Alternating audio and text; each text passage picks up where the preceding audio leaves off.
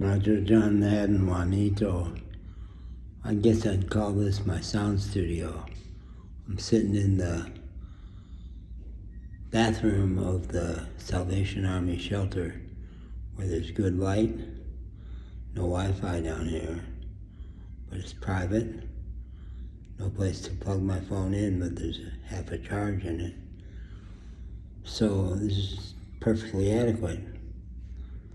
I want to talk about what we should be hoping for. And then I'll make another video about how you help people find hope in themselves.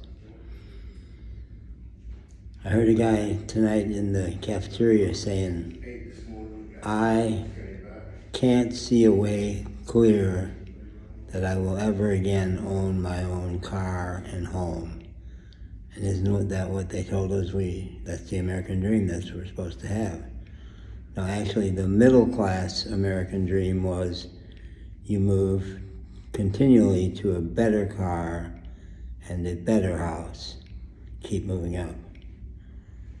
My brother's spirit was permanently broken when his law firm had a reversal and he had to downsize his house from a beautiful house in the most affluent part of a really nice Chicago suburb to a really quite nice, very decent house in a less affluent part of the same suburb where his kids could stay in the same wonderful schools. Broken, he never recovered from it. It's so relative. In Mexico, people don't own cars, most of them. They walk, they take buses, they take cheap taxis. They don't feel bad about themselves because they don't have a car. If they have a motor scooter, that's super exciting. They don't own houses. They rent nice apartments, nice, safe apartments. And their definition of what's a nice, safe apartment is concrete. Concrete, safe, won't burn down. And my last apartment, my first apartment after several years of full-time travel, living in a camper van, that'll redefine your definition of housing. No kitchen, no bathroom, no heat source, no way to cook. I was happy as a clam. That was a great lifestyle for me. But then I had an apartment for 6 months in Acumao. And that apartment for 4 of my 6 months had no window. It was brand new, newly constructed by my Mayan landlord. But the only way there was air and light was sitting in the front door, which was never closed when I was home. It was always warm down there. And I had a decent bed, a plastic card table, and 2 plastic chairs, one of which I could move into that front doorway and look out on my beautiful yard, which was tiny. But since that part of the pueblo had just been carved out of jungle a few years ago, it was very lush with foliage and wonderful birds. I was happy. He did put in a window for me, which really was a huge upgrade. But the 4 months before there was no window, I was happy there.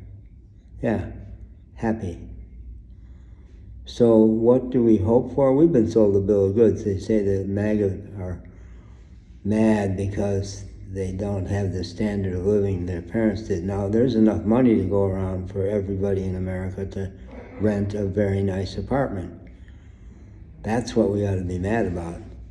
Get back to where everybody like this.